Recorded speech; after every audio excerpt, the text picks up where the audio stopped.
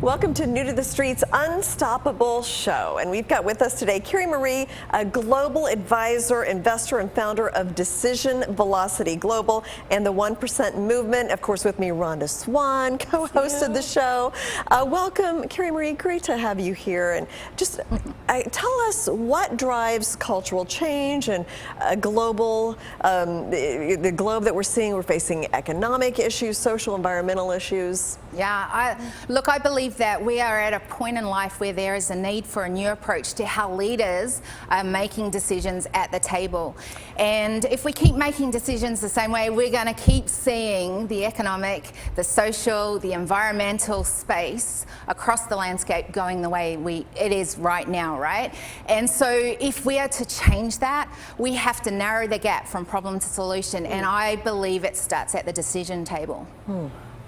So how do you change the decision-making process at the table? Like what does this actually mean? Like what are you doing? Yeah, I think questions you're asking? Great question, because I think one of the things that has to change is the conversation. Who's having this conversation at the table? Who are we inviting to the table? And you know, I think the other thing is we have to learn how to be comfortable with the uncomfortable, to be able to have conversations that maybe in the past have been things we have held back on, things that maybe we don't want to be bringing to the table because of where society is and what happens when you bring conversations like that to the table, and a willingness to go, even if we disagree with most things said at the table, what if we just agreed with one thing and we're able to shift that dial forward? And who are you having these conversations with? You know, the greatest ones are those that are just willing to be open, to be curious, to see if they can change what they're doing, simple in their hand right now. So that could be innovators who are innovating new solutions at the table. It can be CEOs who are, you know, running organizations, because here's the thing.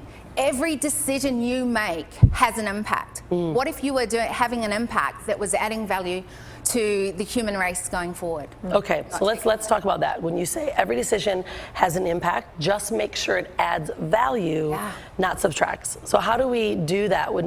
How do we change culture and making this a bigger priority? Yeah, so it sounds so grand, doesn't it? And it's almost, you know, if you look at the problems across the globe right now, it could be very easy to go, it's so complex, there's just no way culture can change. And if that's the case, I think that's a very sad story, because that doesn't bring much hope for the generations to come. So my thinking is, if everyone just chose to do their 1%, then if you were doing your 1%, you were doing your 1%, I was doing mine, others in the room are willing to do their 1%, we could actually shift culture. And if everyone was making decisions while they're doing that 1% that actually were adding value to the human race, I could see changes happening. And you obviously have hope, or you wouldn't even be bothered doing this. So how do you, I mean, we seem like such a divided world really right now. I mean, how do you continue to have hope and make change with that? Look, so one of the things that I'm working on at the moment is the 1% movement, and I really believe that this can bring hope to the global space right now. And again, it's my big goal on that is, what if we could get 1 billion names on a wall of humanity and everyone was choosing to do their 1%? If we did that by 2052, it's predicted that it would be almost 10% of the population. If that was the case, would 10% of the population actually be working towards something that is going to change the world? I think so. So to me, that brings hope. And I want to know there's hope, because I've got children, I've actually got grandbabies as well. And so I want to leave behind something that they can springboard forward on, and know that I'm narrowing that gap from problem to solution. Okay, well, thank you so much for what you're doing, Kiri-Maree. Thank you, Rhonda, as well.